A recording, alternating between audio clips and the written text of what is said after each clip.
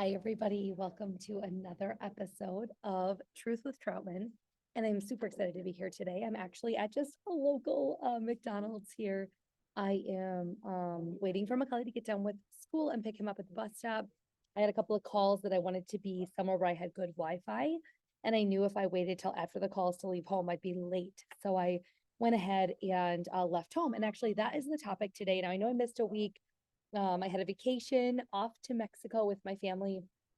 And then I kind of had a run of sickness in the start here of 2024. And I'm going to talk about that on a different podcast. But today I wanted to actually talk about planning and just a couple of tips that I use. People ask me all the time how I fit in as much as I do, or how do I keep it straight? How do I keep it organized? And I thought just a really quick call on this could be a blessing to other people.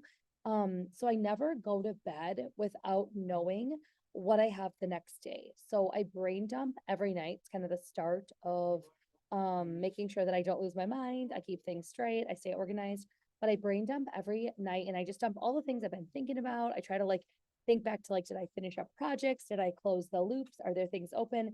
And I kind of pour it out on paper. And then what I like to do is look ahead at the next day, see what I have going on, and I kind of create my to-do list. Now, of course, throughout the months, I do put things in my planner ahead of time on to-do lists, but I might wake up on a Tuesday morning, and if I don't look ahead, I might not actually have enough time to do all the things that I had at one point, like throughout the last couple months, charted into that Tuesday.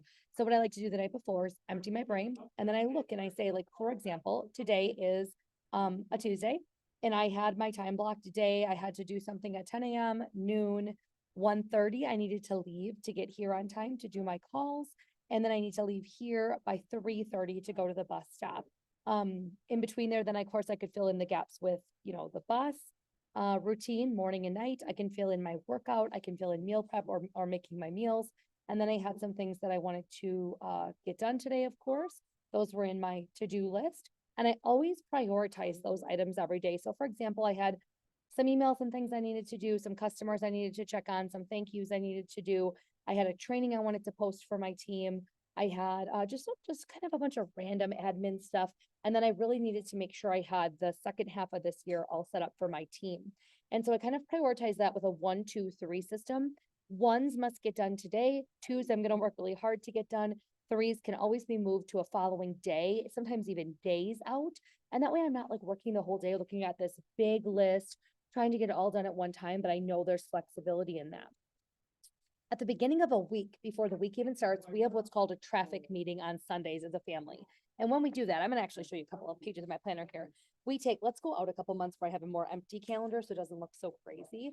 We'll do May because I don't have anything in here. But we take our monthly view and I color code things, by the way. I use an awesome set of highlighters. Shoot me a message or comment below if you want me to link those highlighters. But we take a look at the week. So let's say it was May 5th today. We're in March right now. We're just going to use this as an example. We'd sit down and we'd say, okay, guys, me, Nate, Macaulay, family meeting, we call it. What do we have this week? We tell Macaulay he has soccer 2 nights. I can see that already now for May. I have a call on Mondays that is a non-negotiable. I don't miss it. I have, let's say, a party for my business on Thursday night. Friday's a family night. We've got nothing. We've got a soccer tournament on the weekend. And I've got a business call Sunday night to kind of kick off the week. So it's we take the 7 days coming up and we look at that. If we have haircuts, dentists, special days off of school, etc., we make a plan. So then I can go out to each day, and I'm just going to show you a simple way that if you're on camera, you're going to get to see it. If you're watching on YouTube, if you're on the podcast, you'll just have to listen. But I have a planner that gives me hour by hour, and actually it's every 30 minutes throughout the whole day for each day of the week, and then also a to-do list. So when I was using that example earlier, where I knew exactly where I needed to be today by the hour, here's a day coming up.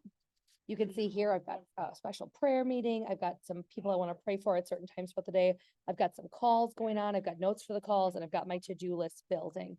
So I time block by the half hour each day of the week. I have my to-do list charted in. I know where I need to be. And that way I'm not left scrambling all the time. Now, it's not perfect. And sometimes I plan. Sometimes I mistake how much time something's going to take or whatever. But when you use the system of on Sundays planning, and each night emptying your brain and going into the day knowing what's happening, and then also using colors to know who's got what, and prioritizing with those numbers 1, 2, 3, it's very rarely that it's just a mess. Most of the time there is some structure and some planning and routine to my day.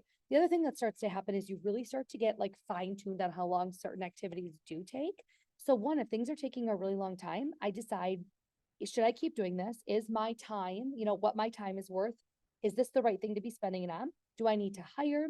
Do I need to find a different way to do this?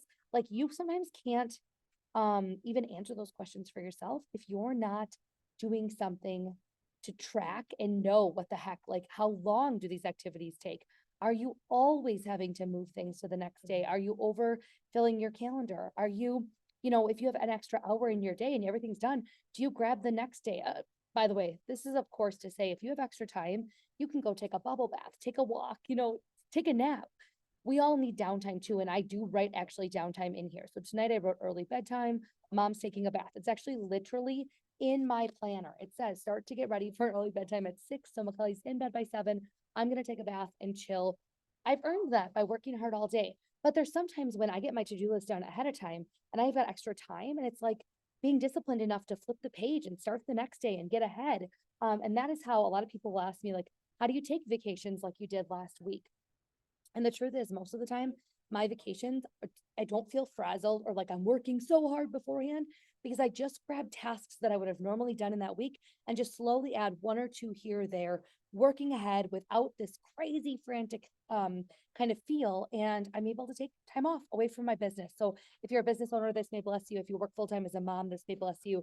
The bottom line is get a planner that has a month view and then a day by day where you can every, 15, 30 minutes, plan out your time. It's called time blocking. You can look that up further or let me know in the comments if you'd like me to do a whole episode on that. And then I list out my priorities. And then again, 1, 2, 3 system. If I have to move things, shake them off. That's why I quick take 2 minutes at the end of the day to brain dump it out and check it out. And that's why we also have our traffic meetings on Sundays. And we started calling them traffic meetings.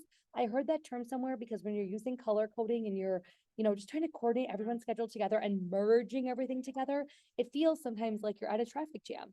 And I never want it to be a traffic jam. I want it to be a smooth flowing highway some weeks or backcountry road some weeks. And so let me know if this episode blessed you, in a reminder that you too can take control of your schedule. You too can have the time to have family dinners, early bedtimes when you want them, a bubble bath, a walk, meal prep, workouts, and still be an awesome mom, still be going to school to do the prayer meetings and praying for those, people in your life that need extra prayers. You can be rocking it out as a successful entrepreneur and doing all the things that comes from having a plan. All right, guys, have a great day. See you next time for the next episode on Truth with Trautmann.